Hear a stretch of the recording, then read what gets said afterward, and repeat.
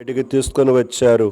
ఆనాటి నుంచి ఈనాటి వరకు నీ పరిశుద్ధ గ్రంథమును నా చేత మీరు పెట్టి నీ పని దేవ చేయటానికి కొరకై నాకు మీరు సహాయపడుతూ వచ్చారు. నీకే స్తుతులు స్తోత్రాలు. నీవు కోరినంత విధముగా భయభక్తులతో పరిశుద్ధతతో యథార్థతతో నమ్మకత్వముతో పని చేయలేకపోతే వచ్చాను.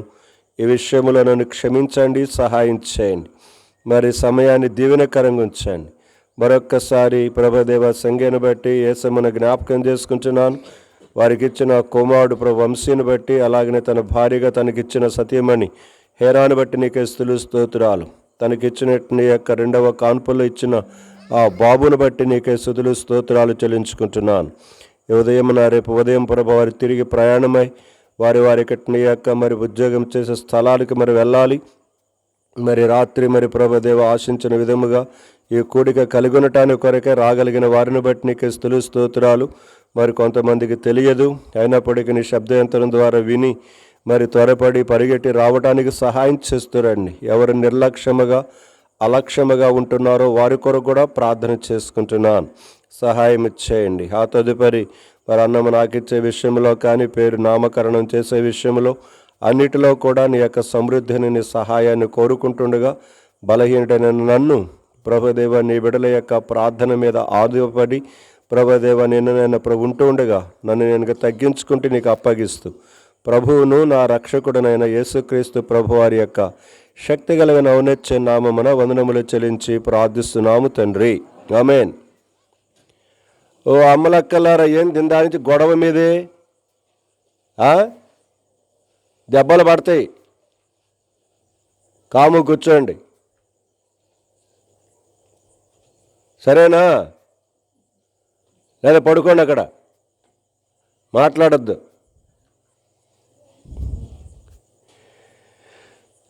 ఈ సమయంలో ప్రేమైన కుటుంబం,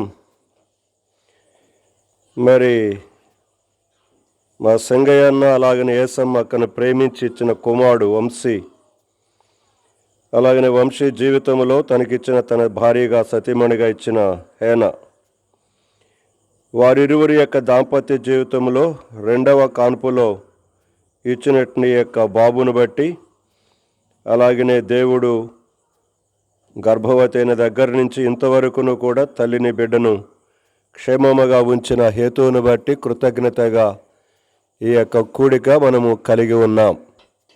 రేపు ఉదయాన్నే వారు తిరిగి వాళ్ళు బయలుదేరి ప్రయాణమై వారి యొక్క ఉద్యోగం చేస్తున్న స్థలానికి వెళ్ళిపోవాలి.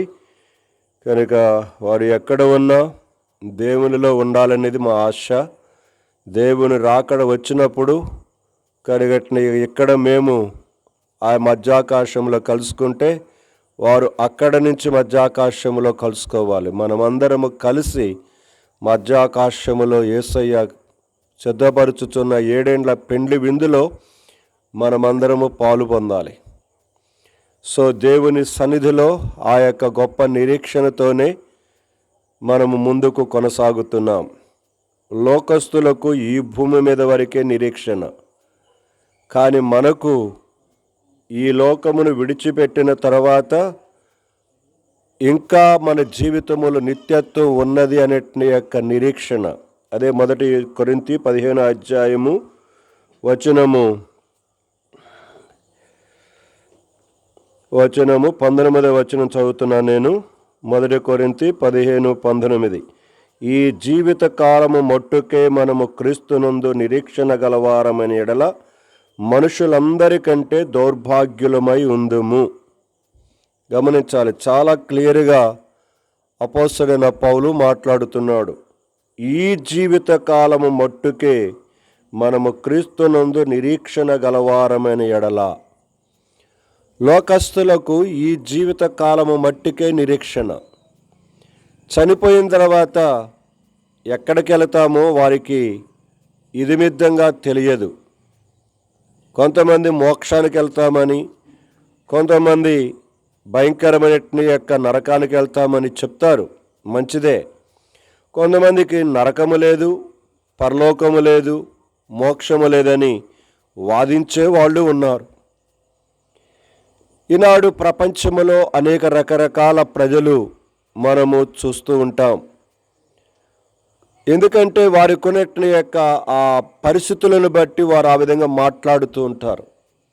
నేను విన్నంత వరకు కొద్దిమంది అన్న మాట ఏంటంటే, దేవుడు ఉంటే ఎందుకు ఈ యొక్క బాధలు, దేవుడు ఉంటే ఎందుకు ఈ కరువులు, దేవుడు ఉంటే ఎందుకు ఈ కష్టాలు, దేవుడు ఉంటే ఎందుకు ఈ భయంకరమైన రోగాలు, దేవుడు చూస్తూ ఆనందిస్తున్నాడా, మనమందరం బాధపడుతుంటే ఆయనకు ఆనందంగా ఉందా, మరి ఉంటే ఎందుకు బాగు చేయలేదు అనేటి యొక్క ఆలోచనలు వస్తూ ఉంటాయి.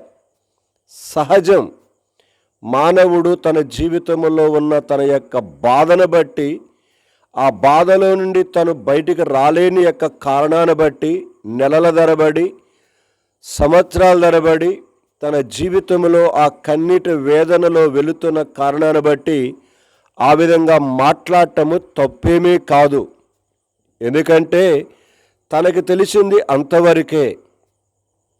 ఎందుకంటే మానవుడికి ఈ లోకములు ఈ జీవిత కాలము మట్టుకు మాత్రమే నిరీక్షణ ఉన్నది. చనిపోయిన తర్వాత తక్కిడో బిక్కిడో నువ్వేం చూసొచ్చావా అనే ప్రశ్న వెంటనే చేస్తారు. నువ్వేం చూసొచ్చావా చెప్పు అని అంటారు. అందుకనే లోకాసువార్త 16వ అధ్యాయంలో ధనవంతుడు అక్కడ తండ్రి అబ్రహాము రొమ్మున ఆనుకొని ఉన్న లాజరును ప్రశ్నిస్తూ అడుగుతూ వచ్చాడు, అయ్యా లాజరును పంపించు, భూలోకమునకు పంపిస్తే అనేకులు యేసు ప్రభు నమ్ముకుంటారని పాతాళములో ఉన్న ధనవంతుడు అబ్రహాము గారికి బోధ చేస్తున్నాడు. అప్పుడు ఆయన అన్నాడు, అక్కర్లేదు, భూలోకములో దేవుని వాక్యమును ప్రకటించే ప్రవక్తలు, దేవుని దాసులు ఉన్నారు, వారు చెప్పినట్టు యొక్క మాట వినగలిగితే చాలు అని ఆనాడే ఆ ధనవంతుడితోటి అబ్రహాము మాట్లాడుతూ వచ్చి మనం చూస్తూ ఉంటాం. ఇవన్నీ మనకు లిఖించబడ్డాయి. ఎందుకంటే మానవుడు ఎలాగైనా మాట్లాడతాడు. అడ్డదిడ్డంగా మాట్లాడటంలో మానవునికి మించిన వాడు ఎవడు లేడు. కనుక ఒకసారి ఇట్లంటాడు, ఒకసారి అట్లంటాడు. ఏదైనా అనగలడు మానవుడు. అన్నిటినీ కూడా భరించుకుంటూ, వింటూ, ఓర్చుకుంటూ, సహించుకుంటూ వెళ్తున్నాడు దేవుడు. సో ప్రియమైన సంఘమా, ప్రియమైన సమాజమా, దూరములో దగ్గరలో ఉండి నీ జీవిత యాత్రలో ఏ స్థితిలో నువ్వు వెళుతున్నావో నాకైతే తెలియదు, కానీ ఈ పరిశుద్ధ గ్రంథములో వ్రాయబడినటువంటి యొక్క మాట ప్రకారముగా ఎవడైతే క్రీస్తు యేసు ప్రభునందు విశ్వాసముంచి ఈ లోకములో తాను జీవిస్తున్నాడో వాడు ఈ జీవిత కాలము మట్టుకే కాదు, వాడికున్న నిరీక్షణ ఈ జీవిత కాలము తర్వాత ఒక జీవితం ఉన్నదని ప్రగాఢముగా నమ్మి విశ్వసించి ఏమాత్రమే కాని సందేహము లేకుండా ఆ యొక్క ఈ జీవితం అయిపోయిన తర్వాత భూమి మీద ఉండబోయే ఆ నిత్యత్వము ఉంటే పరలోక రాజ్యము కానీ లేకపోతే నరకము కానీ, సో ఆ నరకములో పడిపోకుండా ఆ పరలోక రాజ్యములో ప్రవేశించాలని ఈనాడు క్రైస్తవుడు తన యొక్క విశ్వాస జీవితాన్ని కొనసాగిస్తూ కష్టాలు వచ్చినా, ఇబ్బందులు వచ్చినా, నిందలు వచ్చినా, బాధలు వచ్చినా, ఎన్ని రకాల పరిస్థితులు వస్తున్నా కూడా తాను ఒక నమ్మకముతోటి, ఒక విశ్వాసముతోటి, ఒక నిరీక్షణతో తాను లోకాన్ని ముందుకు కొనసాగిస్తూ తన ప్రయాణానికి ముందుకేస్తున్నాడు.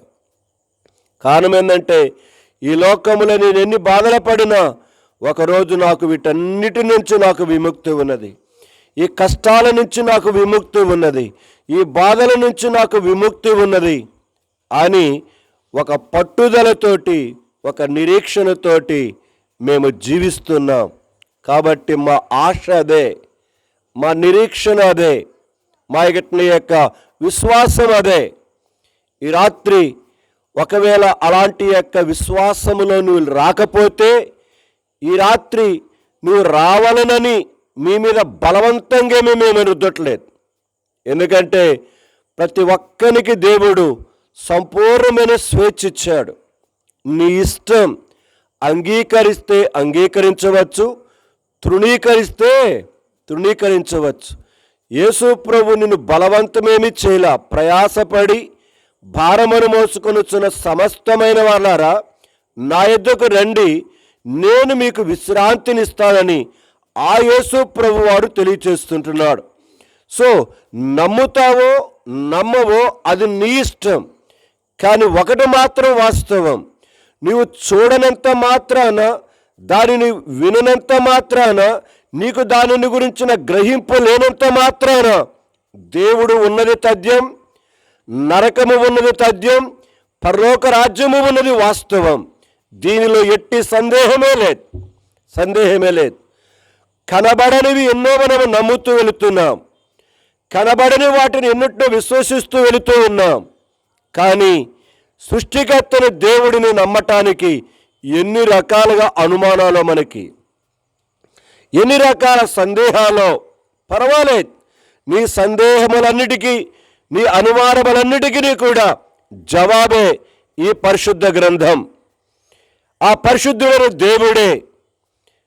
కాబట్టి ఆ దేవుని యొద్ద నీ జీవిత యాత్రలో నువ్వు నమ్మకపోయినా నీ సందేహాలు తీర్చుకోవటానికి, నీ అనుమానాలు తీర్చుకోవడానికి కొరకై దేవుని దగ్గరకు వచ్చి ఒక్క 5 నిమిషాలు రోజుకు ప్రార్థన చేయి.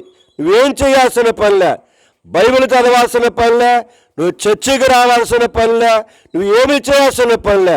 నువ్వు తాగుతావో, సిగరెట్లు తాగుతావో, పాల్పరాకులు తాగుతావో, కళ్ళు తాగుతావో, నీ ఇష్టం, ఏదన్నా చెయ్యి. కానీ రోజుకు ఒక 5 నిమిషాలు ఇచ్చి చూడు.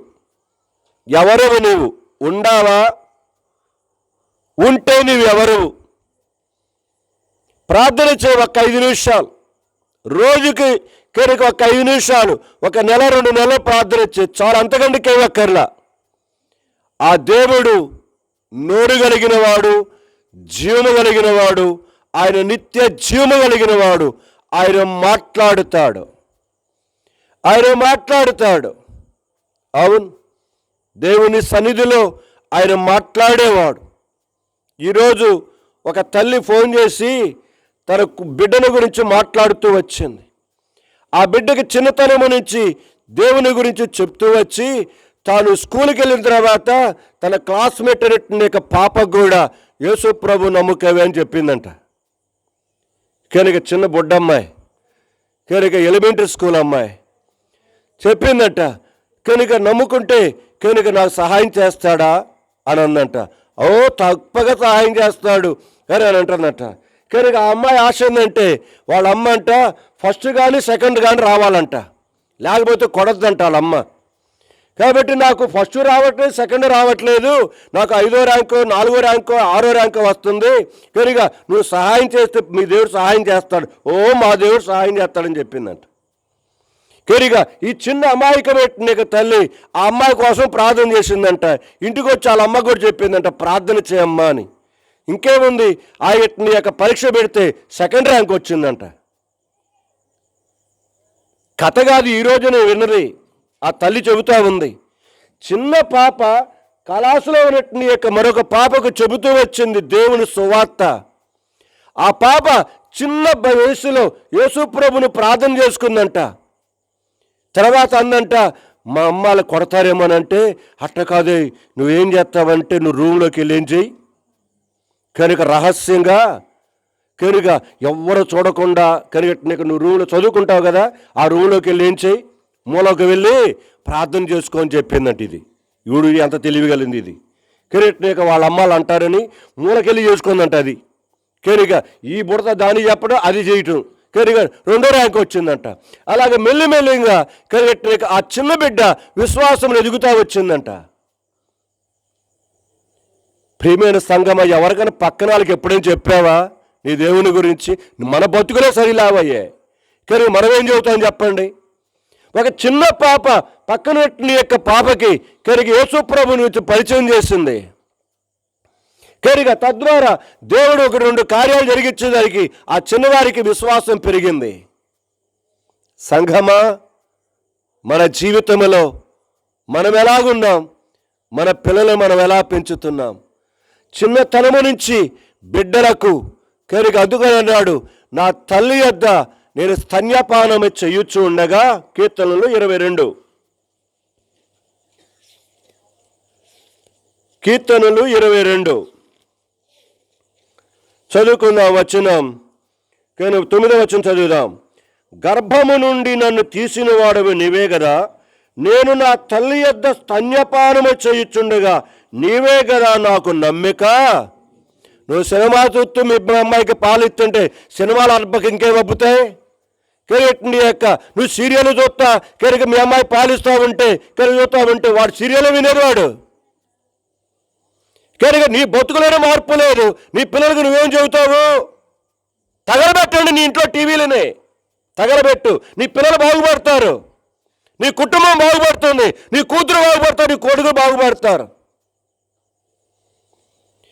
కనుక మా అబ్బాయి మాట అంటలేదన్నా మా అమ్మాయి మాట అంటలేదు. ఏమింటారు?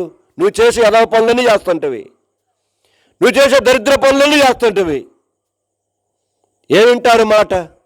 చిన్నప్పటి నుంచి నేను ఎన్నిసార్లు చెబుతున్నాను, కుటుంబ ప్రార్థన చేసుకోండి అని. మనకి లేదు, మన పిల్లలకి లేదు. కనుక తింటమో తారగట్టు తిరగటే ఇదే పనిక. ఒకవేళ అలా కుదరకపోతే వారానికి ఒక పూట సెలవు పెట్టి కనుక భర్త, భార్య, పిల్లలందరూ కూర్చొని బైబిల్ చదువుకొని పాటలు పాడుకొని ప్రార్థన చేసుకొని చెప్పా. వారానికి ఒక పూట ఇచ్చి చూడు, నీ జీవితం బాగుపడుతుందో లేదో చూడు. ఆ పూట డబ్బులు పోతే పోయినాయి, దానికంటే 10 అంతల ఆశీర్వాదం నీకు ఇస్తాడు నీ ఇంట్లో. వారానికి ఒక పూట నీకు కుదరకపోతే ఉదయం పూట సాయంకాలం కుటుంబ ప్రార్థన చేస్తాను. ఒక్క పూట సెలవు పెట్టి ఏదో ఒక రోజు కూర్చోండి, భార్యాభర్తలు పిల్లల దగ్గర కూర్చోబెట్టండి, పద్ధతిగా నేర్పించండి. నీ కుటుంబాలు బాగుపడతాయో చూడండి. ఒక్క సంవత్సరం చేసి చూడండి, ఒక 2-3 నెలలు చూడండి, మీకే అర్థమవుతుంది దేవుని యొక్క ఆశీర్వాదం ఏందో. ప్రేమైన సంఘమా, జ్ఞాపకం చేసుకుందాం. దేవుడు మనలను బాగు చేయాలని కోరుకుంటున్నాడు, మన కుటుంబాలను బాగు చేయాలని కోరుకుంటున్నాడు. నా తల్లి యొద్ద నేను స్తన్యపానము చేయుచుండగా నీవే కదా నాకు నమ్మిక పుట్టించావు. ఎస్, తన తల్లి కనుక దావీదుకు ఆ పాలు తాగుతున్నప్పుడే దేవుని గురించి ఆయనకి ఉగ్గు పాలతో ఆ బిడ్డకు దేవుని గురించి నేర్పిస్తూ వచ్చింది. ఏమన్నాడు కీర్తన గ్రంథంలోనే రండి, కీర్తనలు 44వ అధ్యాయం మొదటి నుంచి చదువుతున్నాను. దేవా, పూర్వకాలమున మా పితరుల దినములలో నీవు చేసిన పనిని గూర్చి మేము చెవులార విని ఉన్నాము.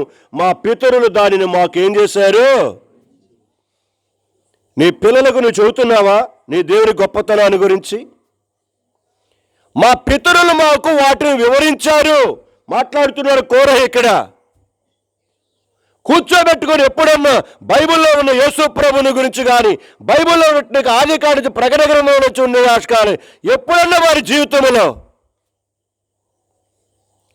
చెప్పిన పాపానే పోను. మనం ఇక్కడ రాయబడుతున్న మాట, మా పితరులు మాకు దాన్ని ఏం చేశారు? వివరించారు. ప్రేమైన సంఘమా, మన జీవితాలను ఒక్కసారి జ్ఞాపకం చేసుకుందాం.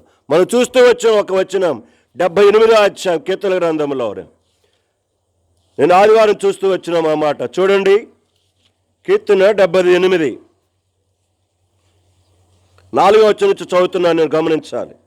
78:4 నుంచి.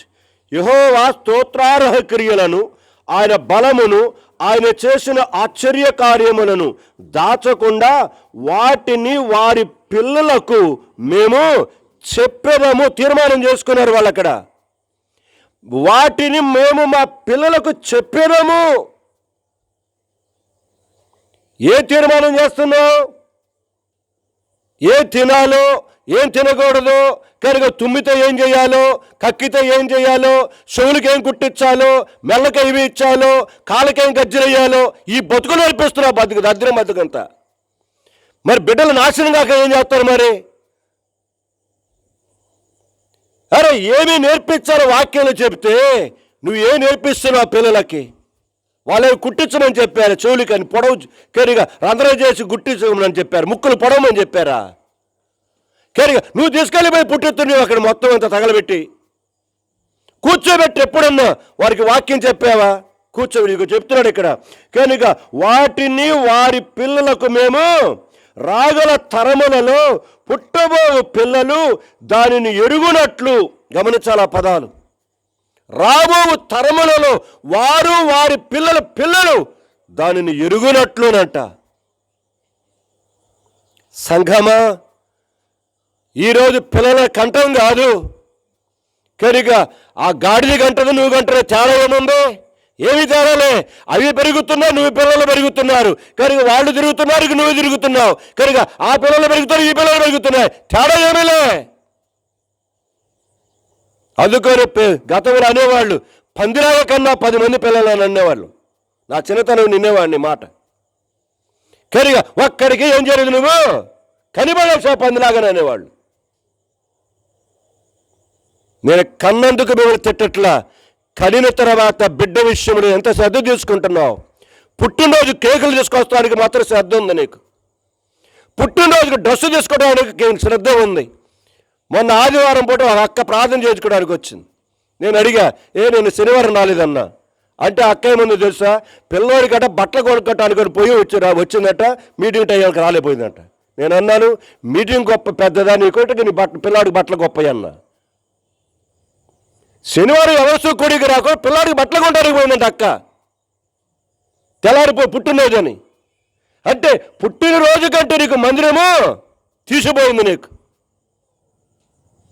ప్రియమైన సంఘమా, మనం ఈ వేటి మీద శ్రద్ధ చూపిస్తున్నాం. నేను పదే చెప్తున్నాను విషయాలు. సంఘములో నువ్వు శ్రద్ధ చూపించాల్సింది మీ బిడ్డల బట్టల కోసం కాదు, వారి చదువు కోసం కాదు, వారికి లోక సంబంధం నాటి కొరకు కాదు, వారి ఆత్మీయ జీవితం కొరకే. అందుకని వాక్యాలు రాయబడింది ఏమాట, సామెతలు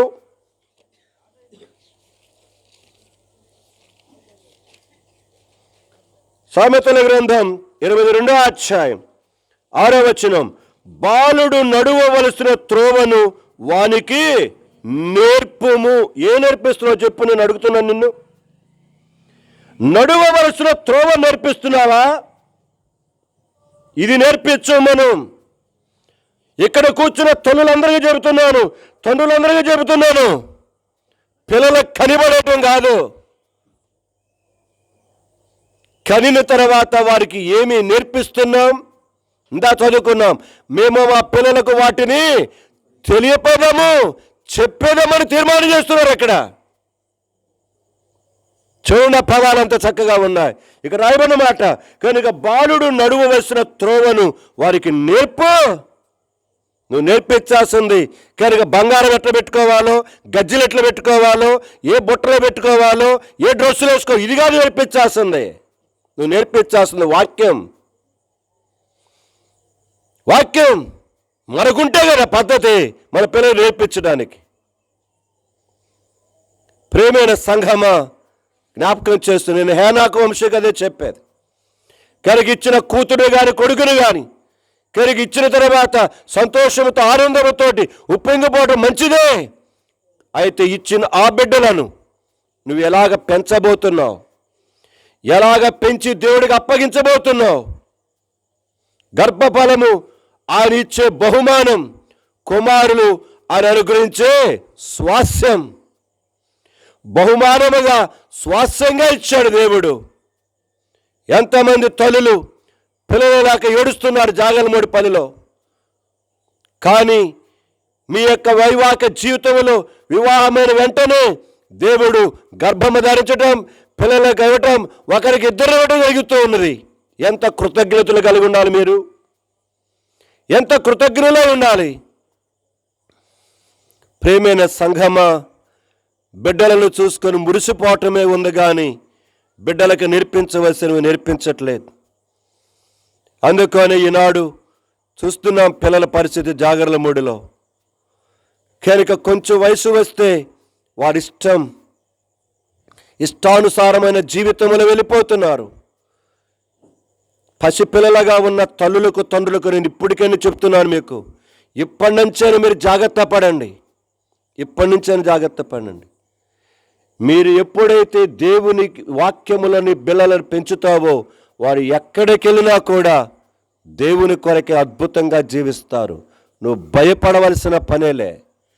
దేవునిలో పెంచి దేవునికి అప్పగించు.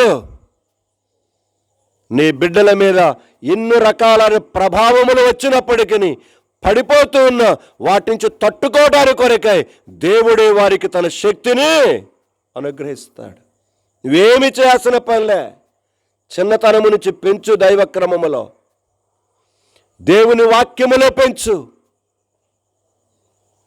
ప్రేమైన తల్లులారా, తండ్రులారా, ప్రేమతో చెప్తున్నాను, మీకు కుటుంబ ప్రార్థన లేకపోతే వారానికి ఒక పూట సెలవు పెట్టేసేయండి. సోమవారం నుంచి శనివారం దాకా ఏ రోజు పెట్టుకుంటారో నాకు తెలియదు, పెట్టేసేసేయండి. కూర్చోండి. మీరు ఇంట్లో 4 ఉన్నారో 5 ఉన్నారో 3 ఉన్నారో నాకు తెలియదు, మొత్తం కూర్చోండి. బైబిల్ తీసుకోండి, పాటలు పాడండి, పాటల పుస్తకం తీసుకొని కేరిగా వచ్చినా రాకపోయినా పాడుతూ ఉండండి. వాక్యం చదవండి. అందరు కలిసి ప్రార్థన చేయండి. పిల్లలకి నేర్పించండి. పిల్లలు చేయడం నేర్పించండి. మీరు చేయండి. ఆ పూటంతా దాదాపుగా సాధ్యమైనంత 4-5 గంటలు గడపండి దేవుని సన్నిధిలో.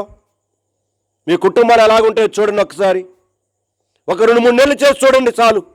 2-3 నెలలు. ప్రేమైన సంఘమా, జ్ఞాపకం చేసుకుందాం.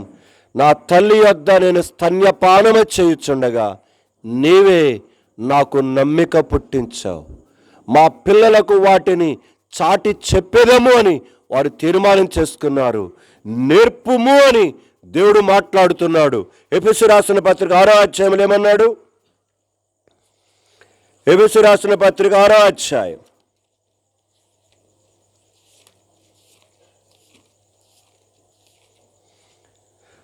చదువుదాం. 1వ వచనం చదువుదాం. పిల్లలారా, ప్రభువునందు మీ తల్లిదండ్రులకు విధేయులయునుడి, ఇది ధర్మమే. నీకు మేలు కలుగునట్లు నీ తండ్రిని తల్లిని సన్మానింపుము, అప్పుడు నీవు భూమి మీద దీర్ఘాశ్మతుడవగదువు.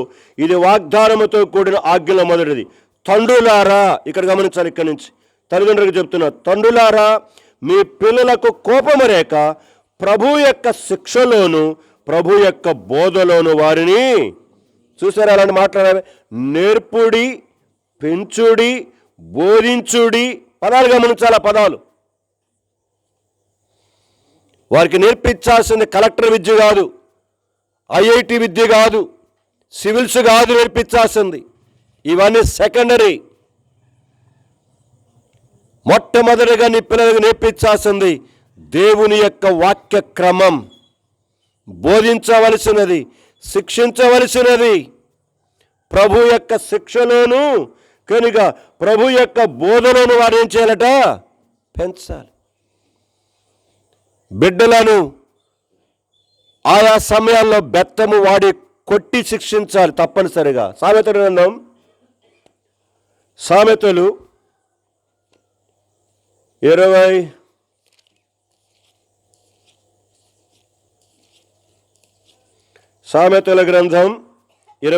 అధ్యాయం 23వ అధ్యాయము వచనము 13వ వచనం చదువుతున్నాను, 14వ వచనం చదువుతున్నాను. 23, 13, 14. నీ బాలురను శిక్షించుట మానుకొనకుము, బెత్తముతో వాని కొట్టిన ఎడల వాడు చావకుండును, బెత్తముతో వాని కొట్టిన ఎడల పాతాళమునకు పోకుండా వాని ఆత్మను నీవు. ఎంత చక్కని మాట రాబడ్డాయండి. ఈ వాక్యం చదువుకొని పెంచండి నీ పిల్లలని చాలు. ఈ వాక్యం పెంచుకొని చదువుకొని పెంచండి మీ పిల్లలని, ఎంత బాగుపడతారో. ఎంత చక్కగా రాశాడు. నీ బాలును శిక్షించడం మానుకొనకము. అలాగనుకొని పొద్దాగా శిక్షించకూడదు. ఎందుకంటే కనుక శిక్షించాలి, గద్దించవలసిన సమయంలో గద్దించాలి, ప్రేమించవలసిన సమయంలో దగ్గరికి తెచ్చుకొని ప్రేమించాలి. అన్నీ ఉండాలి. నా తల్లిదండ్రులు అలాగే పెంచారు మమ్మల్ని. మాట అనకపోతే కర్రలు ఇరిగిపోయాయి అంతే, మామూలుగా కాదు.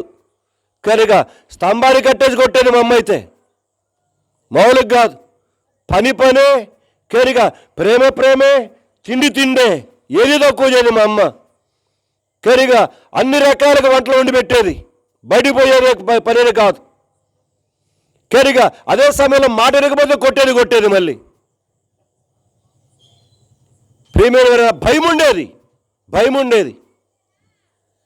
ప్రియమైన సంఘమా, చిన్నతనము నుంచి చేయబట్టుకొని నా తల్లితో పాటు 1.5 కిలోమీటర్ దూరం ఉంటుంది జాండ్రాబ్యాట్ నుంచి హోరేబ్ పర్వత మందిరం.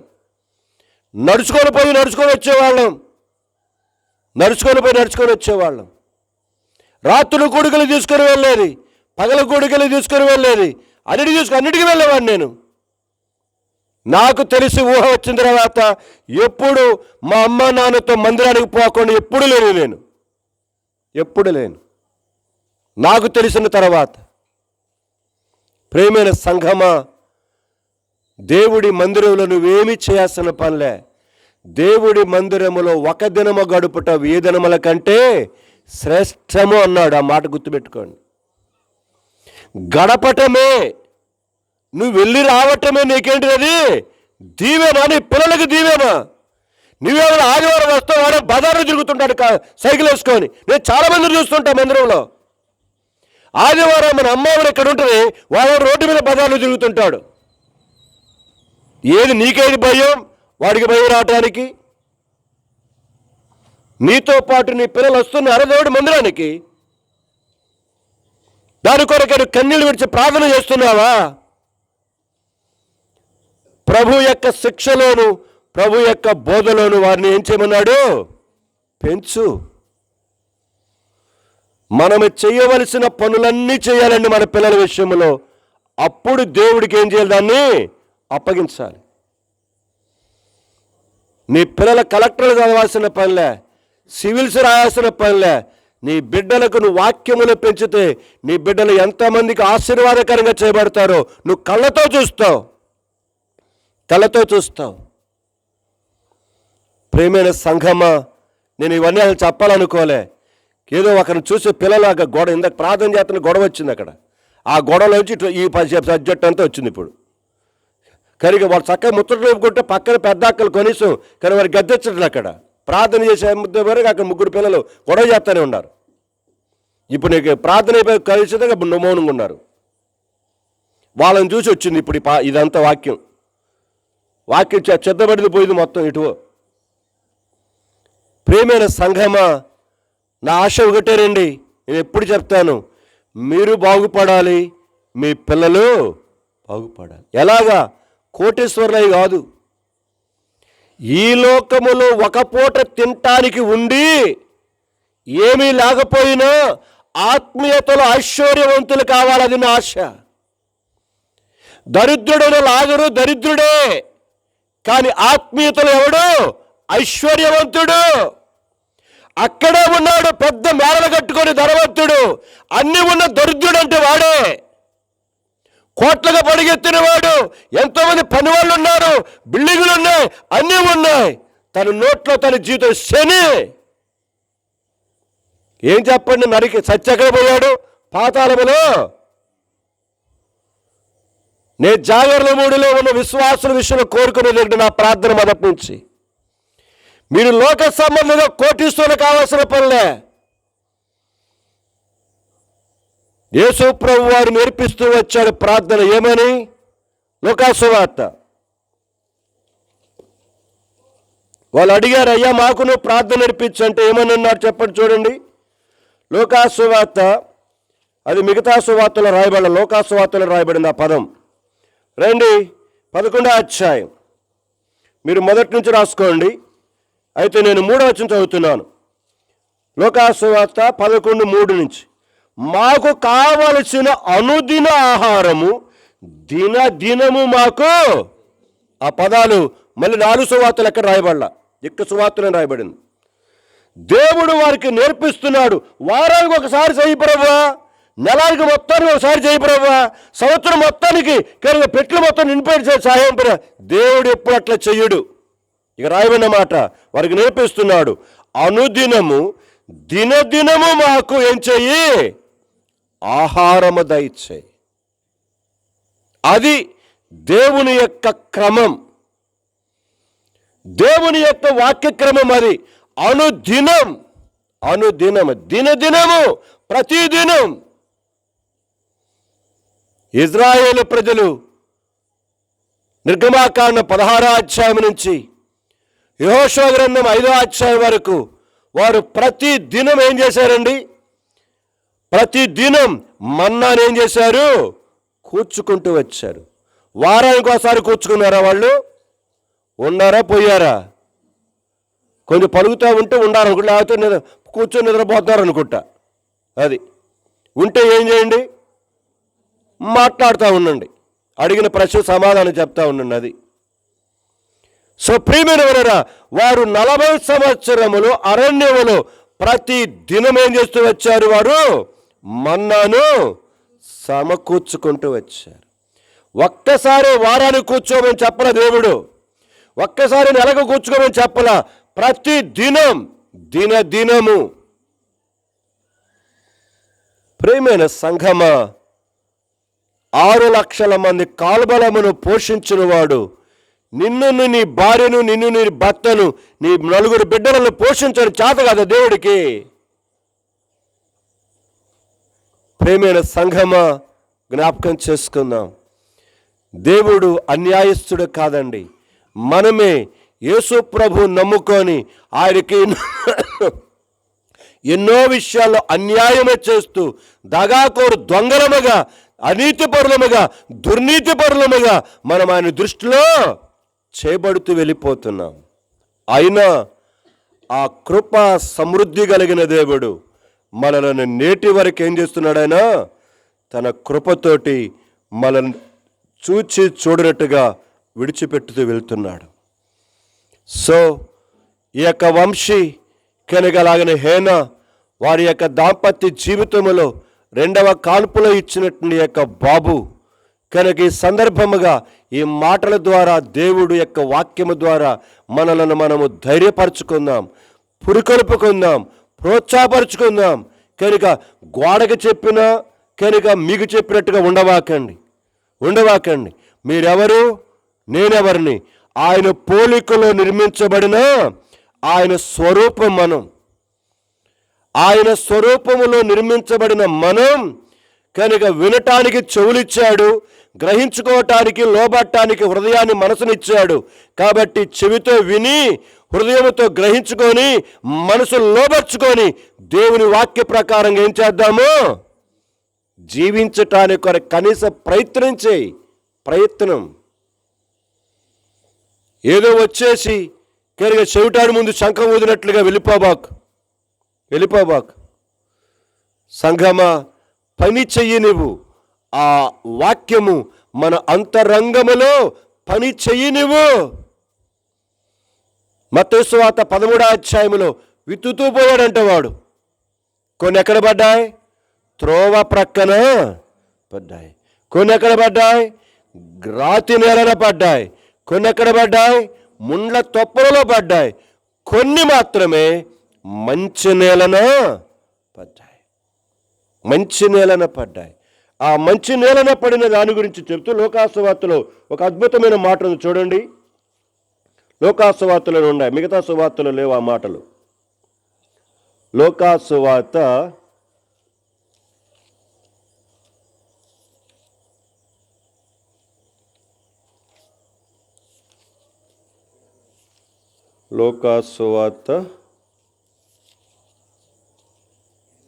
8వ అధ్యాయము,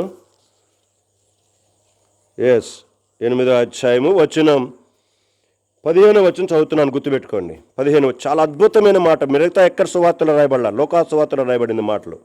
మంచి నేల నుండి విత్తనమును పోలిన వారెవరనగా, ఇక్కడి నుంచి గమనించాలి, యోగ్యమైన మంచి మనసుతో వాక్యమును విని దానిని అవలంబించి ఓపికతో, ఆ పదాలు మరలా మిగతా సువార్తలు ఎక్కడ రాయబడలా, గమనించాలి. ఆ పదాలు యోగ్యమైన మంచి మనసుతో ఏం చేయాలట? వాక్యమును వినాలి. ప్రేమైన సంఘమా, మనము శుక్రవారం చూస్తుంటున్నాం, వినుడి అనేట మాట మీద బేస్ చేసుకొని. అవును, వినటం అంటే ఎలాగ వినాలో మీకు 2 వారాలు జ్ఞాపకం చేస్తూ వచ్చాను. వినుడు వచ్చినట్టునేక ఆ షమా అనేట్టునేక హీబ్రూ పదం యొక్క ఒరిజినల్ కరిగట్టునేక మాటలు మీకు చెప్తూ వచ్చాను 2 వారాలు. అవును, ఇక్కడ ఇంకో మాట రాశాడు. ఆ మాట ఏమన్నాడు? యోగ్యమైన మంచి మనస్సుతో వాక్యం ఏం చేయాలంట. ఎంత అద్భుతంగా రాశాడండి లోకాసువార్తికుడు. యోగ్యమైన మనసుతోనే వింటున్నావా? రెండవదిగా యోగ్యమైన మంచి మనసుతోనే వాక్యాన్ని వింటున్నావా? ఏదో చెప్పారు కాబట్టి, అనౌన్స్మెంట్ చేశారు కాబట్టి, మా కొందా వాళ్ళు కాబట్టి, మా ఇంటి పేరు గలాలి కాబట్టి ఏం చేసి ఉంటారు? ఏ పోలయ్యా అంతేనా? అంతే. కొంతమంది మా కొందా వాళ్ళు పెట్టుకుంటున్నారు కాబట్టి ఏంది, మా కొందా వాళ్ళందరూ పోవాలి. ఏం అభిషేకం ఏం మాట్లాడు. మా వంశీ మొన్న ఆదివారం వచ్చాడు. ఆదివారం పొద్దున పోడెత్తే ఏంది వంశీ వచ్చావన్నా, ఏం మాట్లాడకపోతే అక్కడ మంచినీళ్ళు కావాలంటే మంచినీళ్ళు తీసుకురా అని చెప్పా. సరే వచ్చిన తర్వాత ఏమన్నా ఇక్కడ చెబుతాడేమో అనుకొని నేను తలుపు వేసుకొని లోపల బైబిల్ చదువుకుంటున్నా. వచ్చిన తర్వాత కూడా చెప్పలా నాకు. తర్వాత మీటింగ్ అంతా అయిపోయిన తర్వాత మా హ్యానమ్మ వచ్చి కింద ప్రార్థన చేస్తే ఏందన్నా చెప్పలేదు మీటింగ్ అంటుంది. ఏం మీటింగ్ చెప్పేది ఏంది, నాకేం తెలుసు అన్నా. నేను మా అయ్యగారిని పంపించాను కదా నీ దగ్గరికి అన్నట్టు. మీ అయ్యగారు వచ్చాడమ్మా అన్నా. మరి నేను కూడా అడిగానన్నా. మరి ఏం చెప్పకపోతే నేనేం చేసేదన్నా? చెప్పలేదా నీకు? చెప్పరా మరి నేనేం చేసేది?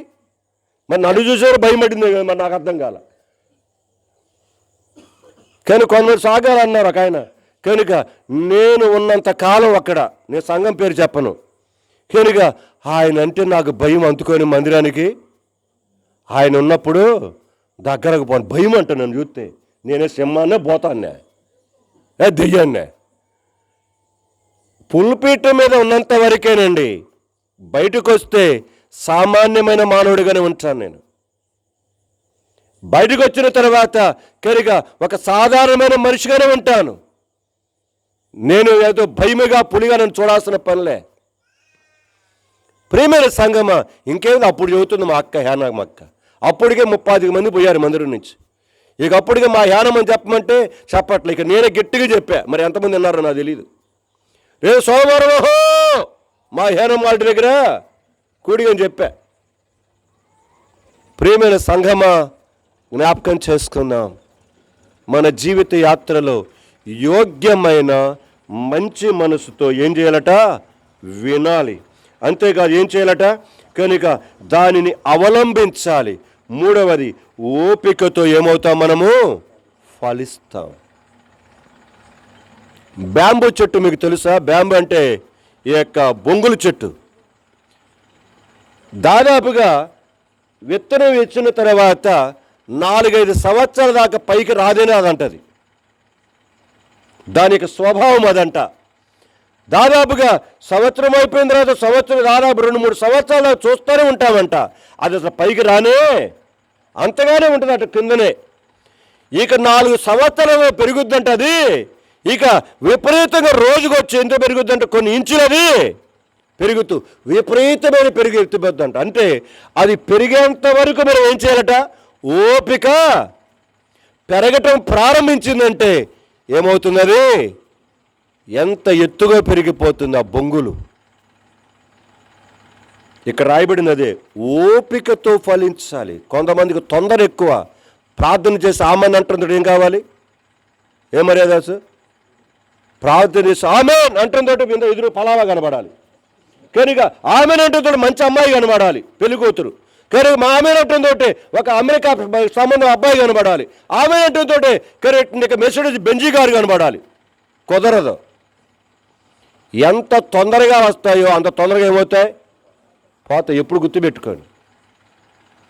ఓపికతో నిదానంగా ఫలించేవాడు ఆశ్చర్యకరంగా వాడి జీవితం ఉంటుంది.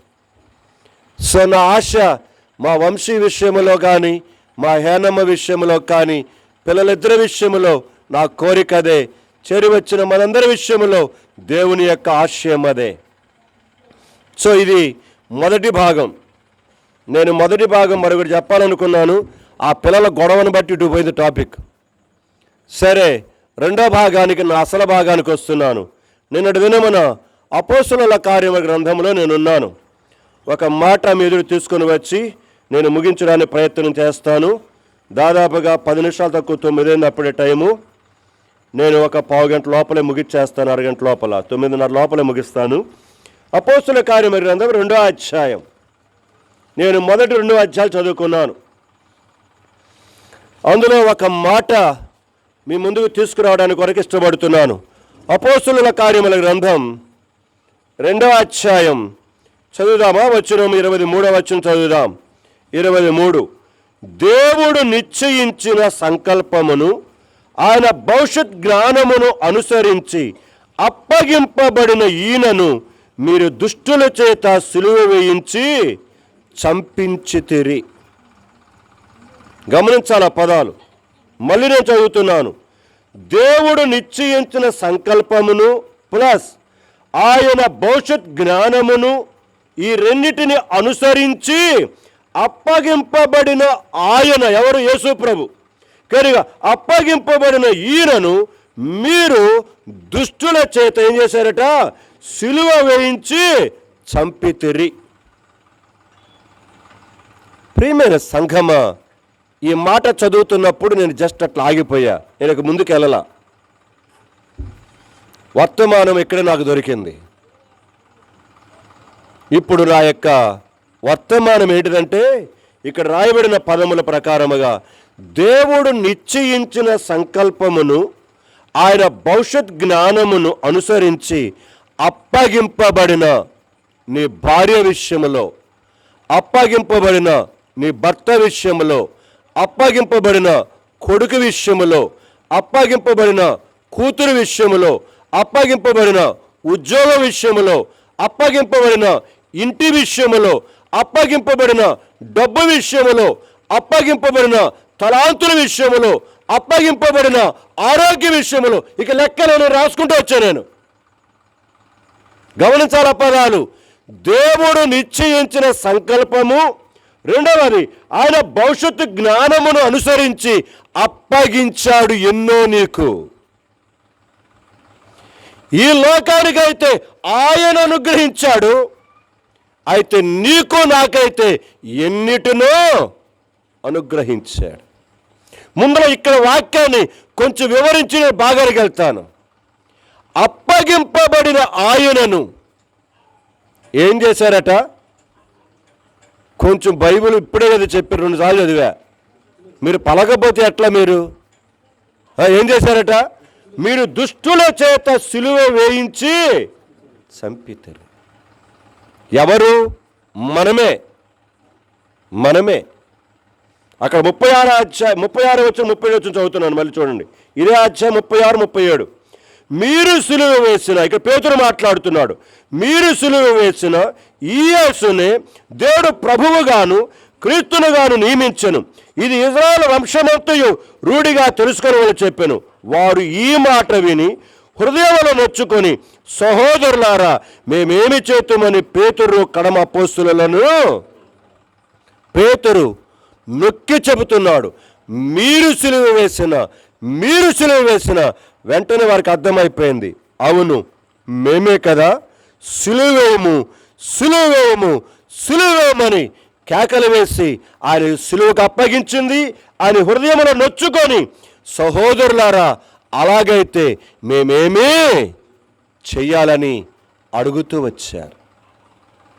అవును, సర్వలోక మానవుల యొక్క పాప పరిహారము కొరకై ఆ తండ్రి యొక్క నిశ్చయించిన సంకల్పమును బట్టి ఆయన యొక్క భవిష్యత్తు జ్ఞానమును అనుసరించి అప్పగించిన యేసు ప్రభువును, అప్పగించబడిన కుమారుడైన యేసుక్రీస్తు ప్రభువును ఇంకొక 4 రోజుల్లో క్రిస్మస్ చేయబోతున్నారు. ఒక్కడికి యేసు ప్రభు అంటే ఏం తెలియదు.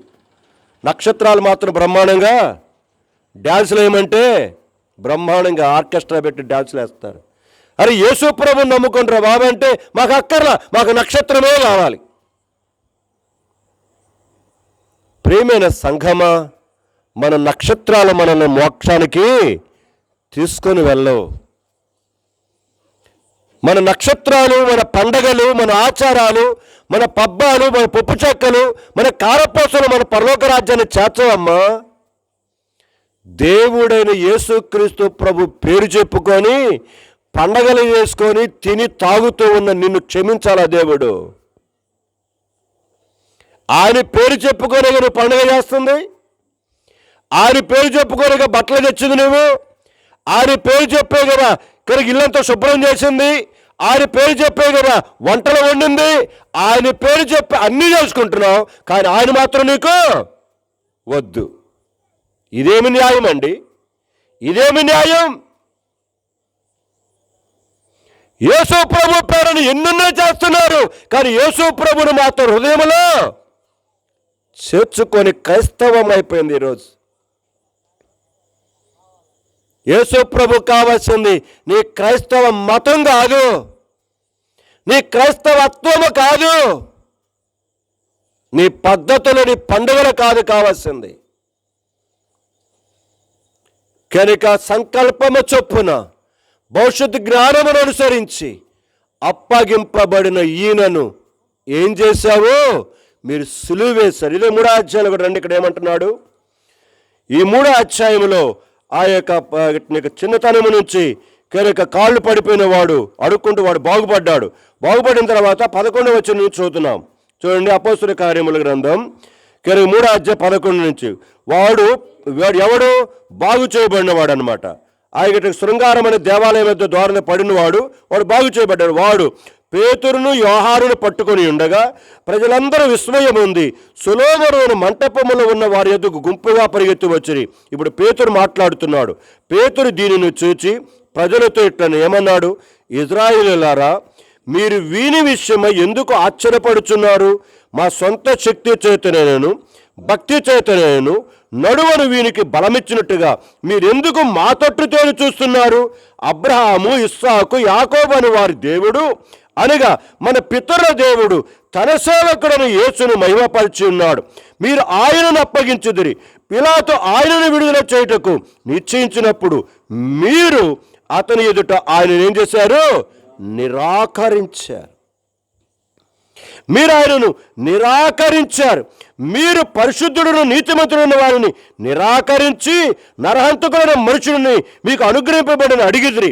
మీరు జీవాధిపతిని చంపేదిరి, కానీ దేవుడు ఆయనను మృతులోని లేపెను. అందుకు మేము సాక్షులం. ఆయన నామమందల విశ్వాసమూలముగా ఆయన నామమే మీరు చూచి ఎరిగి ఉన్న వీనిని బలపరచెను. ఆయన వలన కలిగిన విశ్వాసమే మీ అందరిట వీనికి ఈ పూర్ణ స్వస్థత. ఎంత క్లియర్గా చెప్తున్నారండి. ఎంతమంది స్వస్థత కూడికలను మందిరాలు వదిలిపెట్టేసి ఇక్కడి నుంచి పేటగా పోయేవాళ్ళు, ఇంకెక్కడికి తిరిగేవాళ్ళు. వీళ్ళు విశ్వాసులా పిశాచులకు అర్థం కాదు. చాలాసార్లు వాళ్ళు ఏం మాట్లాడుతున్నారు? మావే బెందుకు చూస్తున్నారా మీరు?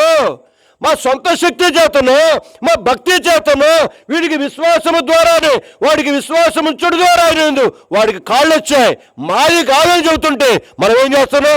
అక్కడికి పోతే స్వస్థత వస్తుంట, ఇక్కడికి పోతే స్వస్థత వస్తుంట. మనము దెయ్యాలాగా మనం ఏమవుతున్నామో పరిగెడుతున్నాం. మనం వాక్యం అర్థం చేసుకొని చేస్తే కదా మనము. మావే పెందుకు చూస్తున్నారు అన్నారు వారు. వాళ్ళని కాదు, లేదా హైదరాబాద్ అయింది కాదు, లేదా చెన్నై అయింది కాదు, లేదా పేట అయింది కాదు, లేదా నాదేండ్ల అయింది కాదు. ఇక్కడికి రాండ్రా బాబు మందిరం కంటే ఇక్కడ రారు. ఇక్కడికి ఆటోలు కట్టుకొని మాత్రం ఏం చేస్తున్నారు? మీ ఇష్టం. వాక్యమునకు విరుద్ధముగా జీవించినంత కాలం దేవుడు ఏ కార్యము మీ జీవితంలో చేయలేడు. లోకస్తుల కంటే వారికి తెలియదు. నీకు చిన్నతనం నుంచి వాక్యం తెలుసు, వాక్యం వింటూనే ఉన్నావు. ఎక్కడికెక్కడికో పరిగెడితే నీ రోగం పోద్దా? కొంతమంది ఏం చేస్తారో తెలుసా? వీళ్ళు మాత్రం 5 నిమిషాలుగా ప్రార్థన చేయరు. ఏం చేస్తారు? కెరిగా ఆ జీసస్ కాల్స్కి పంపిస్తారు, లేకపోతే ఇంకో చోటకి పంపిస్తారు, మొత్తం లెటర్స్ పంపిస్తారు అనమాట. అందరూ మీరు ఏం చేయండి మా కోసం. వీళ్ళు దేశంలో తిరుగుతుంటారు. వాళ్ళు ప్రార్థన చేస్తున్నారుగా, ఆ సేవకుడు చేస్తున్నాడు, ఈ సేవకుడు చేస్తున్నాడు, ఆ అన్న చేస్తున్నాడు. ఆ అన్న ప్రార్థన చేస్తే పక్షవాయు కలిగిన వాళ్ళు బాగుపడ్డారు, కుష్ఠవాయు కలిగిన వాళ్ళు బాగుపడ్డారు, రోగులు బాగుపడ్డారు, కళ్ళు వచ్చారు. మంచిదే, మంచిదే. మరి నీకేదంట? బడికి మీ అబ్బాయిని పంపించి నువ్వు ఇంటి దగ్గర చదువుతుంటే వాడు చదువు వస్తుందా? చదువు చెప్పండి. అందరూ అట్ట చూస్తున్నారు. ఏంది ఉండారా లేకపోతే పైన చూస్తున్నారా? ఉండారా? ఇక్కడే ఉన్నారా? మీ అబ్బాయిని బడికి పంపిస్తున్నావు, కానీ మీ అమ్మాయిని బడికి పంపిస్తున్నావు. మీ అబ్బాయి బదులు మీరు చదువుతూ ఉంటే, మీరు పాఠాలు చెప్తూ ఉంటే వాడికి చదువు వస్తుందా? ఎవరు చదవాలి? వాడే చదవాలి. గుర్తుపెట్టుకోండి, మొదట మీకు విశ్వాసం. ఇక్కడ రాయబడినదే, మేము చేశామని చెప్పట్లే ఇక్కడ వీళ్ళు. వాడు ఆయన విశ్వాసం ఉంచాడు. ఆ విశ్వాసమే వాడిని ఏం చేసింది? ఆటోలు కట్టుకొని పోయిన డబ్బులు వేస్ట్. నీకు డబ్బులు వేస్ట్. ఈరోజు వ్యాపారం చేసే సాగు చాలామంది ఉన్నారు. ఒకసారి ఇంటికి వెళ్తే చెప్తా ఉంది మా అమ్మ కేరిగా, ఒక ఆయన ఎవరో వచ్చారంటే విజయవాడ వస్తే కానీ ఆయన దగ్గర ప్రార్థన చేసుకుంటే 20,000 ఇవ్వాలంట. ఎంత? 20,000. ఇక లైన్ కట్టారంటే క్యూ అక్కడ 20,000 పోతే పోయింది, రోగం పోతే చాలనుకుంటున్నారంట.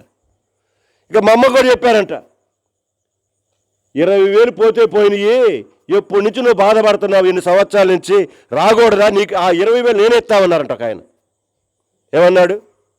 20,000 నేనే ఇస్తామన్నాడంట. నీ రోగం పోవద్దు, నాకు ఏమి వద్దు, నేను ఇక్కడే ఉంటా అని చెప్పిందంట మా అమ్మ. నీ సావు నువ్వే సావు అని చెప్పి ఏం చేశాడంట? ఇంత చక్కని అవకాశం వస్తే దగ్గరకు వచ్చాడు, విజయవాడకు వచ్చాడు. ఓ నిర్మలమ్మక్క కాలు వేసుకొని బలి నిద్రపోతుంది. గొరకలు పెడతాం ఒక చేపటికి, కొంచెం లెగు. సరే జ్ఞాపకం చేస్తుంటున్నాను, నేను రాను అన్నంట. అప్పుడు జరిగిన విషయం చెబుతున్నాను. ఇక వాళ్ళు వెళ్ళారట. వాళ్ళ ఇంట్లో ఇద్దరుంటే ఇద్దరికి ఎంత కట్టారు? 20 40,000. ఇక ప్రార్థన చేయటం ఏమైందంట? ఇటు పెట్టి ఇటు అన్నాడంట. ఏమన్నాడు? ఇటు పెట్టి అన్నాడు. అబ్బా అసలు ఏమైపోయిందంట? అసలు రోగం లేదంట. జరిగిన విషయం చెబుతుంది, కథ చెప్పట్ల. అబ్బా చూసుకోమన్నారంట. ఇంకేమో బ్రహ్మాండంగా అయిపోయింది. ఎప్పటి నుంచో 4 సంవత్సరాల నుంచి బాధపడుతున్న బాధ ఒక్క దెబ్బ పోయింది. ఇంటికి వచ్చిన తర్వాత 4వ రోజు మళ్ళీ స్టార్ట్ అయింది. ఇప్పుడు 40,000 ఏమైంది? శుభ్రంగా గుండు. ఇంతకు ముందు కంటే ఎక్కువైందండి ఇప్పుడు రోగం. మాయగాళ్ళు చాలామంది ఉన్నారు, సేవకులు. యేసు ప్రభు పేరు పెట్టి కోట్లు గడిస్తున్న వారు ఉన్నారు. వారి వ్యాపారం అయిపోయింది. వ్యాపారం. క్రీస్తు యేసును ప్రకటించవలసిన మనము క్రీస్తు యేసు పేరు పెట్టుకుని వ్యాపారం చేయకూడదు. ప్రియమైన సంఘం ఇక చెప్తున్నాడు, మావేపు ఎందుకు చూస్తారు మీరని. ప్రియమైన సంఘమా, అప్పగింపబడిన ఆయనను మీరేం చేశారు? సిలువ వేసితిరి, చంపితిరి. ఆ జీవాధిపతి అయిన పరిశుద్ధుడైన నీతిమంతుడైన వారిని మీరేం చేశారు? నిరాకరించారు. ఇప్పటికీ క్రైస్తవ పాలెములో ఎంతోమంది నిరాకరించుకుంటూ తృణీకరించుకుంటూ ఆయన సంకల్పము ద్వారా లోక కళ్యాణము కొరకై, పాప విమోచన కొరకై, పాపముల నుండి విడిపించడానికి కొరకై, పాప పరిహారమైన ఆ భయంకరమైన దాని నుంచి విడిపించడానికి కొరకై, నరకము నుంచి విడిపించడానికి బలిగా అర్పణగా చేయబడిన ఆ యేసయ్యను నేటికి నిరాకరించుకుంటున్న క్రైస్తవులు లేదా క్రైస్తవ పాలెములో? ఒకవేళ ఇంకా నిరీక్షణ అలాంటి యొక్క యేసు ప్రభుని నిరాకరించుకుంటూ ఉన్నట్లయితే, అప్పగించిన ఆ దేవుడిని నీ కొరకు నా కొరకు సర్వలోక మానవుల పాప పరిహారము కొరకై ఆ బలి చేయబడిన యేసు ప్రభుని తృణీకరించుకుంటూ ఉంటే, ఈ రాత్రే మిక్కిలి అనుకూలమైన సమయం. మరొక అవకాశం ఇస్తున్నాడు దేవుడు. రేపు నీది కాదు. చిన్న ప్రార్థన చేయి. అయ్యలారా మేమేమి చేయాలని ఆ 37వ వచనం 2వ అధ్యాయంలో పలికినట్లుగా నీవును పలుకు, దేవుడు సహాయం చేస్తాడు. నేను పాపినయ్యా, ఇప్పుడు దాకా నిరాకరించుకుంటూ వచ్చా, తృణీకరించుకుంటూ వచ్చా, నెట్టివేసుకుంటూ వచ్చా, నన్ను క్షమించని చిన్న ప్రార్థన చేసుకో. దేవుడు ఆ చిన్న ప్రార్థన ఆలకిస్తాడు. 13వ తారీఖు ఫిబ్రవరి మాసం 1983వ సంవత్సరం inter first year MPC Vetapalem BBH junior కాలేజీలో చదువుతున్నప్పుడు ఇంకొక 2 నెలల ఎగ్జామ్ ఉందనగా నా యేసయ్య నాతో మాట్లాడాడు. నా 16వ ఏట 13వ తారీఖు ఫిబ్రవరి మాసం 1983వ సంవత్సరం. ఇప్పటికీ యేసయ్య నమ్ముకొని 42 సంవత్సరాలు నేను. నాకెన్నడూ అన్యాయం చేయలే నా యేసయ్య.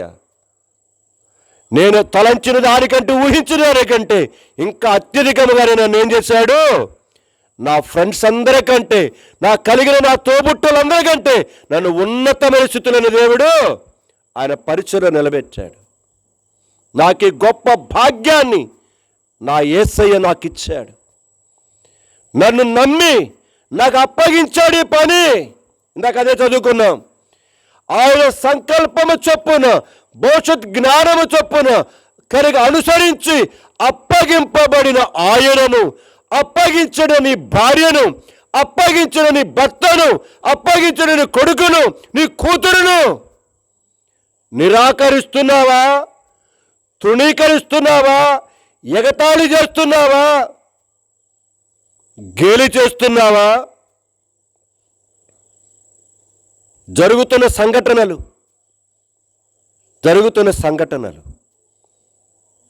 ప్రేమైన సంఘమా, జాగ్రత్త. ఆయన సంకల్పం ఒకటి ఉంటుంది, గుర్తుపెట్టుకోండి. ఇరండి, ఇక్కడ కొన్ని వచనాలు చూపించేసి ఇది కొంచెం సుదీర్ఘమైనట్టుగా ప్రసంగమే. కీర్తనల గ్రంథంకి వెళ్దాం. 33:11 కీర్తనలు 33:11. కొంతమంది నిద్రపోతున్నారు, కూర్చొని కొంచెం లెగవండి, బైబిల్ తీయండి. నిద్రపోవడానికి సమయం ఇది. 33:11 కీర్తన చదవండి. యెహోవా ఆలోచన సదాకాలము నిలుచును, ఆయన సంకల్పములు. చాలంతే. మనం ఎక్కడి నుంచి వచ్చాము? అపోస్తుల కార్యము గ్రంథము 2వ అధ్యాయం 23 నుంచి వచ్చాం. దేవుని సంకల్పములు, నిశ్చయమైన సంకల్పములు, ఆయన భవిష్యత్తు జ్ఞానము అనుసరించి అక్కడి నుంచి ఇక్కడికి వచ్చాం. ఇక్కడ మాట్లాడే చదవండి. యెహోవా ఆలోచన సదాకాలము నిలుస్తుంది, ఆయన సంకల్పములు. గమనించాలి, ఆ పదాలు గమనించాలి. మానవుని ఆలోచనలు కాదివి, మానవుని సంకల్పములు కాదివి. ఎవరి ఆలోచనలు, ఎవరి సంకల్పాలు? ఆయనవి. సృష్టికర్తని దేవుడివి. యుగములు ఉంటాయట, తరముల వరకు ఉంటాయట. అంటే ఆ మాట మనకేమర్థమవుతుందో తెలుసా? ఆయన సంకల్పములు ఎన్నడూ మారనే. జనరేషన్స్ మారిన, సింగయ్య గారి తర్వాత వంశీ తర్వాత కరిగట్ట కొడుకు, కరిగ ఇలాగ తరాలు గడిచిన ఆయన సంకల్పాలు ఏం మారవు. యుగములు తరములు అలాగే ఉంటాయి. అంటే అలాంటి యుగములు తరములు కలిగిన ఆ సంకల్పముల ద్వారా ఆయన నిన్ను పుట్టించాడు, నన్ను పుట్టించాడు. నీకు భార్యనిచ్చాడు, నీకు భర్తనిచ్చాడు, నీకు కొడుకునిచ్చాడు, నీకు కూతురునిచ్చాడు, నీకు ఇల్లునిచ్చాడు, నీకు చదువునిచ్చాడు, నీకు జ్ఞానమునిచ్చాడు, నీకు డబ్బునిచ్చాడు, నీకు కారునిచ్చాడు, నీకు పొలాన్నిచ్చాడు. గుర్తుపెట్టుకో ఆ పదాలు. ఆయన సంకల్పము చొప్పున ఇవ్వబడ్డాయి ఇవన్నీ. అయితే ప్రశ్న ఏంటంటే, వారికి వలె నిరాకరిస్తున్నావా? స్వీకరిస్తున్నావా ప్రశ్నవే. వారు ఏం చేశారు? అప్పగించబడిన ఆయనను నిరాకరించారు, తృణీకరించారు. సిలువ వేయము, సిలువ వేయమని ఏం చేశారు? కేకలు వేస్తూ వచ్చారు. ఈ రాత్రి దేవుని సంకల్పములు మారనివి, ఆయన సంకల్పములు తరతరములు ఉండేవి. ఆ పాట గుర్తుకొస్తుంది, పాడతారా?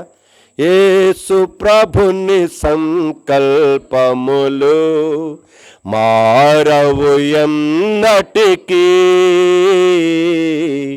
మహావము ఆయనకే యుగ యుగముల వరకు, మహా ప్రభావము ఆయనకే యుగ యుగముల వరకు.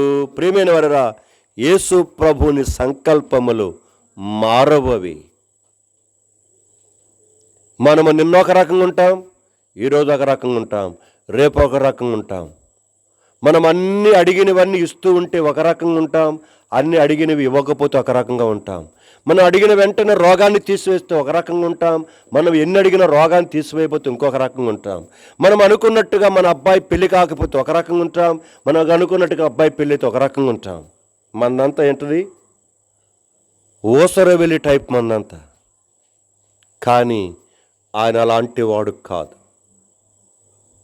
ఆయన సంకల్పాలు, ఆయన ఆలోచనలు తరతరములైన యుగ యుగములైనా మారవు. ఇక్కడ ఒక మాట గుర్తుకొస్తున్నా, చదువుతున్నాను, రండి మనం వెళ్దాం భాగంలోకి.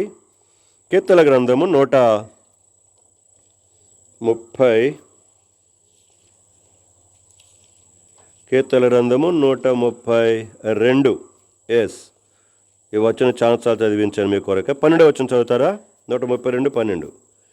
యెహోవా సత్య ప్రమాణము దావీదుతో చేసెను, ఆయన మాట, గమనించాలి, తరాలు మారిన యుగాలు మారిన మారని దేవుని యొక్క వాగ్దానం ఇక్కడ మాట్లాడుతున్నాడు.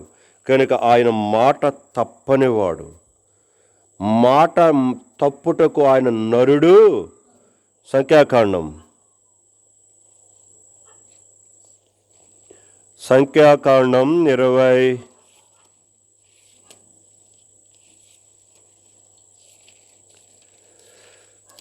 23వ అధ్యాయము ఎన్నో వచ్చిన చూడండి, చదవండి. 19 చదవండి. ఎస్, దేవుడు అబద్ధమాడుటకు ఆయన మానవుడు కాడు, పశ్చాత్తాపడుటకు ఆయన నరపుత్రుడు కాడు. ఆయన చెప్పి చెయ్యకుండున ఆయన మాట ఇచ్చి స్థాపింప. సవాలు చేస్తున్నాడు ఇక్కడ. ఎవడో తెలుసైనా? అబద్ధమాడుటకు మానవుడు కాదు, పశ్చాత్తాపడుటకు ఆయన నరపుత్రుడు కాదు. ఆయన చెప్పి చెయ్యకుంటాడా? ఆయన మాట ఇచ్చి స్థాపింప. నిన్న గారు చదువుతూ వచ్చినాం యోబు గ్రంథంలో ఒక మాట చూడండి. యోబు గ్రంథంలో చదివాం కదా గత రాత్రి. యోబు గ్రంథము 9వ అధ్యాయము వచ్చినాం 32. ఆయన నావలే నరుడు కాడు, నావలే నరుడు కాడన్నాడు అక్కడ. అంటే నేనేం చేసేవాడిని? అబద్ధం ఆడేవాడిని, బొంకేవాడిని, మోసం చేసేవాడిని, అన్యాయం చేసేవాడిని, దుర్నీతి చేసేవాడిని, అన్ని కార్యాలు చేసేవాడిని. ఆయన నావలే నరుడు కాడు, మనందరి వంటి మనుష్యుడు కాదు ఆయన. ప్రేమైన సంఘమా, దేవుని కార్యములు అతి గంభీరమైనవి, దేవుని కార్యములు అతి గంభీరమైనవి. 11వ అధ్యాయం యోబు గ్రంథం. ఈరోజు 11, 12 చదువుకున్నాను నేను. చూడండి, యోబు గ్రంథం 11వ అధ్యాయం కనుక 7వ వచనం నుంచి నేను చదువుతున్నాను, గుర్తుపెట్టుకోండి. అసలు ఆ మాట చదువుతుంటే గుండె పగిలిపోద్ది అనమాట. ఇలాంటి దేవుణ్ణి కలిగి ఉండి ఎందుకు ఇంత దరిద్రుడైపోతున్నాను అనుకున్నా నేనైతే. దేవుని గూఢాంశములను నీవు తెలుసుకొనగలవా? సర్వశక్తుడగు దేవుని గూర్చి నీకు పరిపూర్ణ జ్ఞానము కలుగున. అది ఆకాశ వీధి అంత ఉన్నతమైనది, నీవేమి చేయుదువు? పాతాళమ కంటే లోతుగా ఉన్నది, నీవేమి ఎరుగుదువు? దాని పరిమాణము భూమి కంటే అధికమైనది, దాని వెడల్పు సముద్రము కంటే అధికమైనది. ఆయన సంచారము చేయొచ్చు, ఒకని చెరలో వేసి వాద్యమాడ పిలిచినప్పుడు ఆయన అడ్డగింపగలవాడు ఎవడు? పనికిమాలిన వారు ఎవరో ఆయన ఎరుగును గదరా. పరిశీలన చేయకయే పాపం ఎక్కడ జరుగుతున్నదో ఆయనకే తెలుసును కదా. అయితే అడవి గాడిద పిల్ల నరుడై పుట్టిన నాటికి గాని బుద్ధిహీనుడు వివేకి అది జరిగేది కాదు. ప్రేమైన సంఘమా, ఎప్పుడండి మనం బుద్ధిమంతులుగా చేయబడేది? ఎప్పుడుకండి వివేకవంతులుగా చేయబడేది? ఇంకా ఎంతకాలం పట్టాలి? ఇంకా ఎన్ని సంవత్సరాలు ఇవ్వాలి మనకి దేవుడు?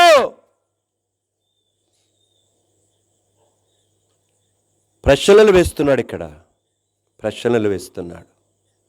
సంఘమా, ఈ రాత్రి ఆయన సంకల్పములు మారనివి, మార్పు చెందనివి, తరతరములకు యుగయుగములకు ఒకే రీతిగా ఉండేవి. ఇంకో మాట చదువుదాం రండి. హెబ్రీ రాసిన పత్రిక 6వ అధ్యాయం 17వ వచనం. హెబ్రీ 6:17.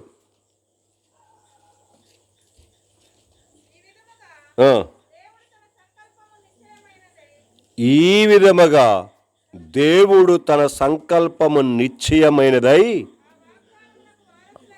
ఆ వాగ్దానమునకు వారసులైన వారికి పదాలు గమనించాలండి. ఏమైతే ఆయన సంకల్పించాడో ఆ వాగ్దానమునకు వారసులమైన మన ఎడలనట, మన పిల్లల ఎడల, మన తరతరముల ఎడల ఆయన యొక్క దీర్ఘశాంతం, ఆయన యొక్క సంకల్పం ఎంత గొప్పదండి. ఆ క్రీస్తు యేసు ప్రభువులో వాగ్దానమునకు వారసులమైన మనం, సంఘమా, వాక్యము చదివే కొలది ప్రభువా ఇంత గొప్ప దేవుడువా.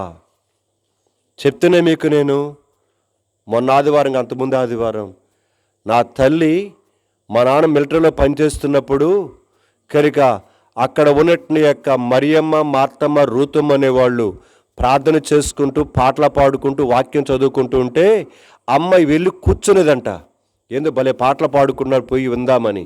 నేను అప్పుడు మూడు నెలల ప్రాయంలో ఉన్న పసిబిడ్డని నేను నా తల్లి దగ్గర ఒడిలో. అక్కడికి వెళ్ళి రోజు కూర్చుంటుంటే కనుక క్వార్టర్స్లో ఉన్న మిగతా హిందూస్ అందరూ అనేవాళ్ళట, ఏం పట్టిందే నీకు దెయ్యము? ఆ మాలాల దేవుడి దగ్గరికి పోతావు దేనికి, ఆ మాదిగాల దేవుడి దగ్గరికి పోతావు దేనికి అని మమ్మల్ని ఏం చేసేవాళ్ళట, తెగదిట్టేవాళ్ళట. మా అమ్మ అంట నవ్వుకుంటా అనేదట, నేనేం చేస్తున్నాను, పోయి కూర్చొని వస్తున్నాను అంతే కదా అనేదంట. అంటే దేవుడు అనాది కాల సంకల్పం నా తల్లి విషయంలో ఎట్లా చేశాడో చూడండి. అలాగ రోజు వెళ్ళి కూర్చునేదంట. కనుక మేము ఒడిలో నేను పడుకొని పాలు తాగి నిద్రపోయేవాడిని, మా అన్నయ్యని పక్కన కూర్చోబెట్టుకునేదట. ఆ పాటలు పాడుతూ వాక్యం వింటుంటే ఆమెలో ఏం కార్యం జరిగిందో తెలియదు. రూములోకి వచ్చి లోపల తలుపేసుకొని మమ్మల్ని నిద్రపుట్టి బండ మీద పొరలాడుతూ రొమ్ములు కొట్టుకుంటూ, ఇంత మంచి దేవుడువా అయ్యా, ఇంత మంచి దేవుడువా, ఇంత గొప్ప దేవుడువా, ఇంత మంచివాడు అని రొమ్ము కొట్టుకుంటూ ఏం చేసేదంట, పొరలాడుతూ స్తుతిస్తూ ప్రార్థన చేసేదంట. ఆ దినాల్లోనే మనకి తెలిసి కూడా మనకేం కావట్లేదు, మనకి తెలియని దినాలలో చెప్తున్న సంగతి. అవును, అన్నీ ఉన్న దరిద్రులు మనమే. అదే చెబుతారు కదా సామెత, అంగట్లు అన్నీ ఉన్నాయంట. చెప్పండి, పూర్తి చేయండి. మా అక్కలు పూర్తి చేస్తారని చూద్దాం. అంగట్లు అన్నీ ఉన్నాయంట. ఏ వెనక నుంచే శబ్దాలు రావట్లే. మా రూత్ అక్క దగ్గర నుంచి, అటు నుంచి ఆ అక్క ఏదో అటువైపు తపస్సు చేస్తా, ప్రార్థన చేస్తాను. హిమాలయ పర్వతాలు అటువైపు ఆ చివరక్క. అక్క హిమాలయ పర్వతాలు పంపిస్తావులే నిన్ను, ఆడ ఎత్తుకొని తపస్సు కరికి వచ్చి ఇటు వింటా ఉండు. కాబట్టి సంఘములో దేవుని వాక్యములు అన్నీ ఉన్నాయి, కానీ ఏమి స్వతంత్రించుకొని ఎవరు మనము? శనీశ్వరులం అంటే మనమే. ఈ కాలపు యొక్క క్రైస్తవుడే.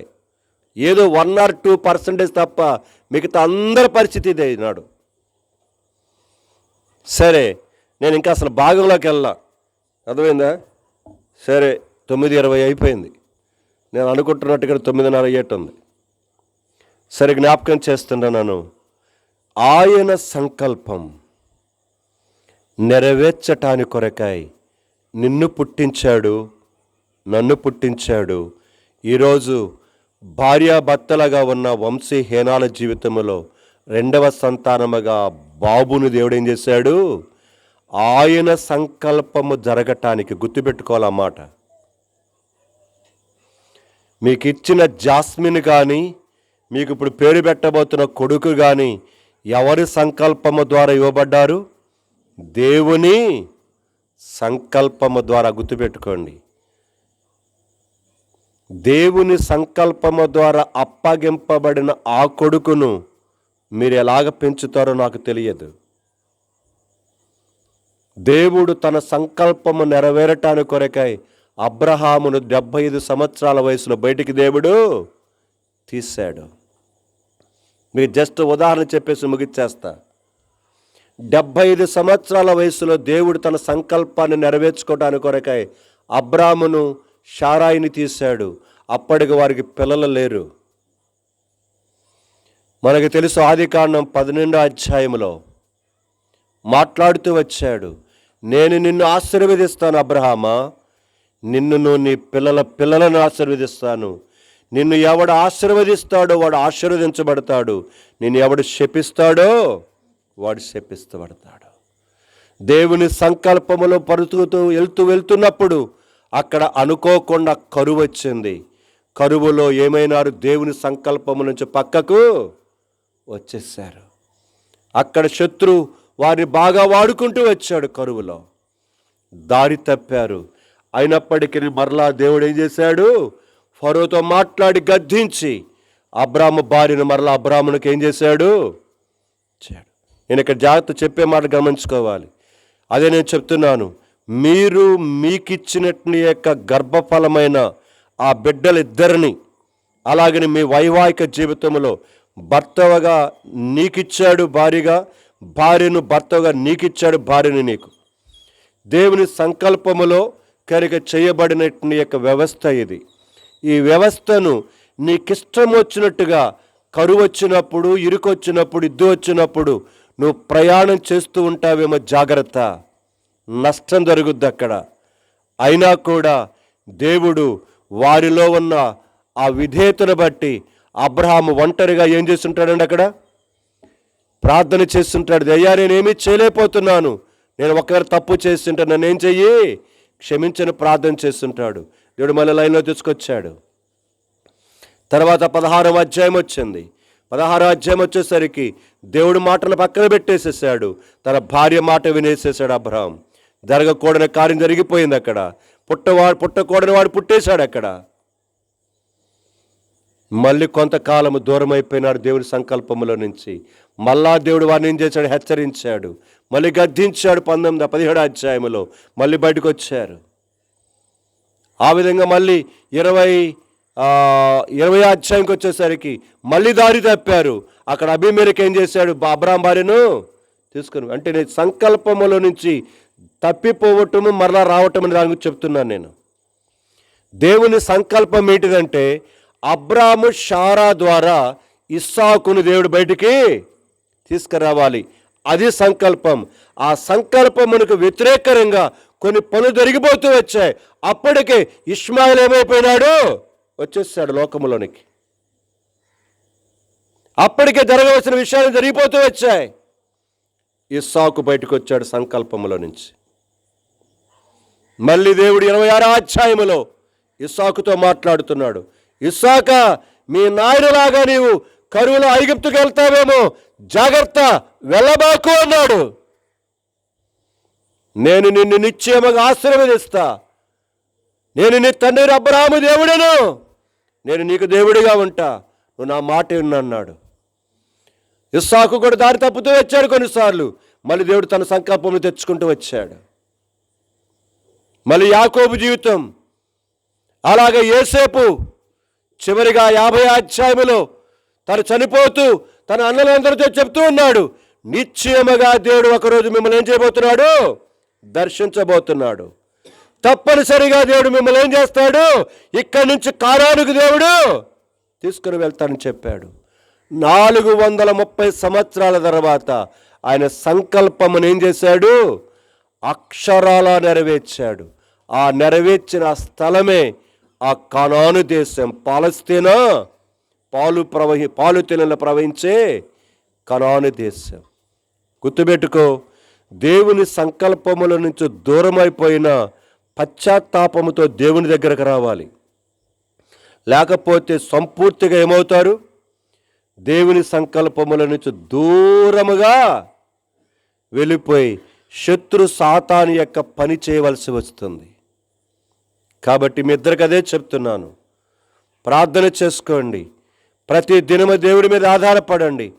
తొందరపరిచే పరిస్థితులు వస్తాయి.